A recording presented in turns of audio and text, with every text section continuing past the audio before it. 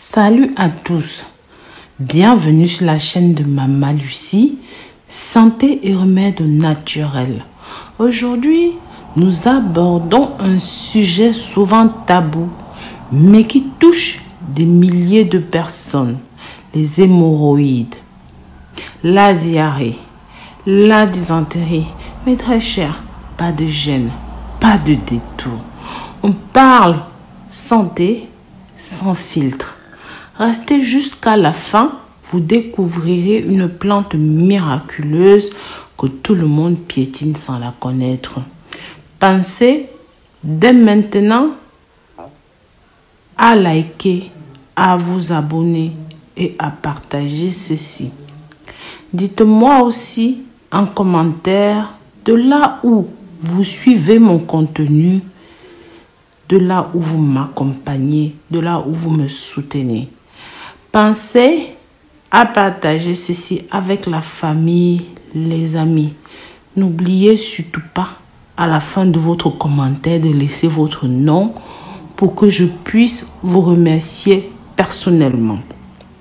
Comme je vous disais, les hémorroïdes sont simplement les veines dilatées dans votre zone anale.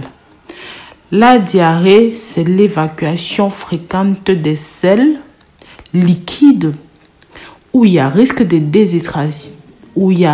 déshydratation, surtout chez l'enfant. On a aussi la dysenterie qui est l'inflammation aiguë du côlon, souvent causée par Shigella ou même Entamoeba histolytica. Ce sont des bactéries qui causent ça, avec la présence du sang ou même parfois des mucus. Sachez que les facteurs déclenchants classiques sont la constipation chronique, la grossesse ou même la station assise prolongée, les efforts physiques intenses ou même le surpoids et ou la consommation excessive d'alcool. Aujourd'hui, je vais vous montrer une plante star dont j'ai déjà parlé dans une précédente vidéo qui s'appelle le gazon sauvage, parfois appelé herbe aux écrouelles. Son nom scientifique est Eleusine indica et son principal actif, comme on a dit la dernière fois, ce sont les flavonoïdes. C'est un très bon anti-inflammatoire. C'est rempli de tannins qui sont astringents.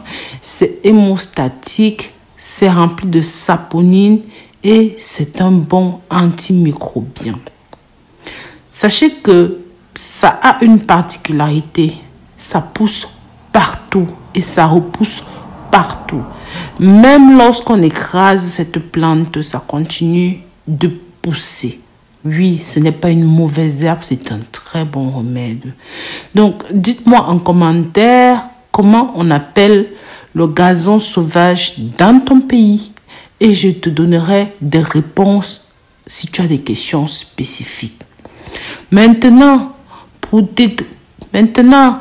traiter l'hémorroïde naturellement, ce que vous devez faire, vous devez cueillir 2 poignées de ces feuilles fraîches.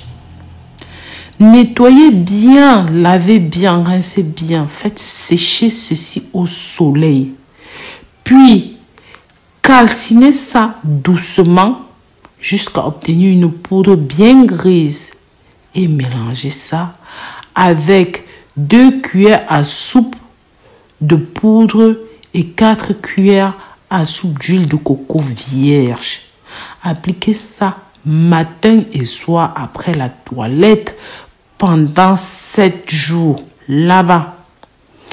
Même en option supplémentaire, vous pouvez même ajouter une seule goutte d'huile essentielle d'huile de cyprès toujours vert. Et je vous assure, c'est hyper puissant, ça coupe ça.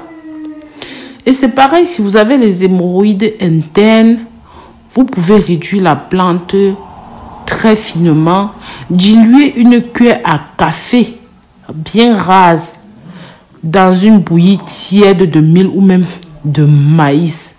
Matin et soir, pendant une semaine, vous consommez cela. Oh mes chéris, ça ne fait pas que atténuer, ça soigne jusqu'à la racine. D'accord?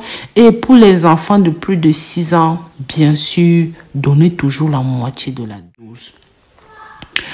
Mes très chers, pour ceux qui souffrent de diarrhée, de dysenterie, voici des solutions rapides. Je vous ai souvent parlé du charbon végétal activé.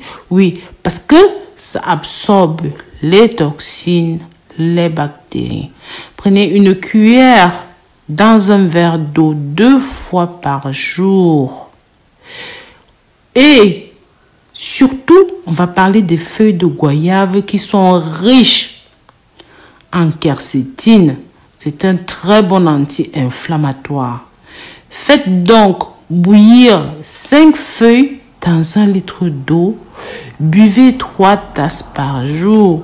C'est bon pour l'hydratation. Et l'eau additionnée à une petite pincée de sel, une cuillère de miel ou simplement de l'eau de coco. C'est fabuleux. Et si vous avez la dysenterie, et qui s'accompagne même de fièvre qui est supérieure à 38,5 ou même de saignements persistants, mes chéris, je ne vous dirai jamais assez. Pensez d'abord à la sécurité. Consultez d'urgence un médecin. Parce que comme vous le savez, la phytothérapie ne remplacera jamais un traitement puissant antibiotique, surtout en cas d'urgence. Maintenant, pour les feuilles de goyave que vous voyez là, vous allez cueillir le cœur des feuilles de goyave. Oui, pour ceux qui sont en Afrique, le cœur des feuilles. Même si vous n'êtes pas en Afrique, vous pouvez écraser vos feuilles séchées. Quand c'est bien écrasé, vous allez rajouter un tout petit peu d'huile rouge et du sel. Mes chéris, vous me léchez ça. Vous me léchez ça. Ça va couper net la dysenterie. Quand je dis net, c'est genre dans les 20 minutes qui suivent. Ça coupe la dysenterie, vous comprenez? Ce n'est pas un jeu, les plantes naturelles. C'est un très bon remède. Bon, bien sûr, ceci est déconseillé aux femmes enceintes après le 3e mois, surtout si vous n'avez pas l'autorisation de votre docteur. Sachez que vous devez toujours bien laver les plantes, bien laver les feuilles pour éliminer les poussières et les microbes. Et surtout, vous devez arrêter le traitement en cas d'irritation ou même en cas d'allergie. Les tannins peuvent diminuer l'absorption du fer dans le corps.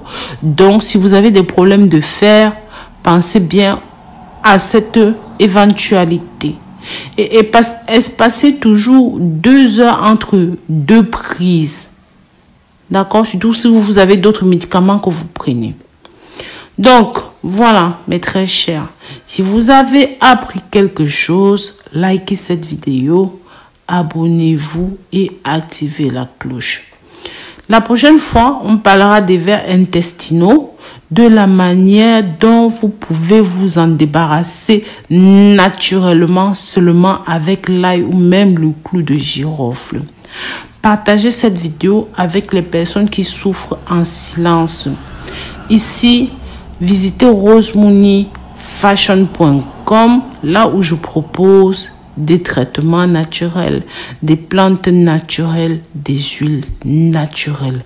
Si vous avez besoin d'un accompagnement spirituel, d'un nettoyage d'énergie ou même d'une séance de voyance, voici comment contacter. Voici comment me contacter directement dans les commentaires. Dites-moi aussi comment vous appelez. Donc, en conclusion, n'oubliez pas que la nature offre toujours une réponse à nos maladies, à nos problèmes. Il suffit de l'écouter et de prendre soin de soi.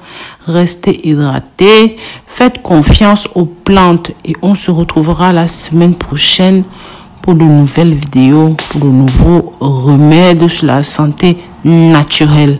C'est Mama Lucie.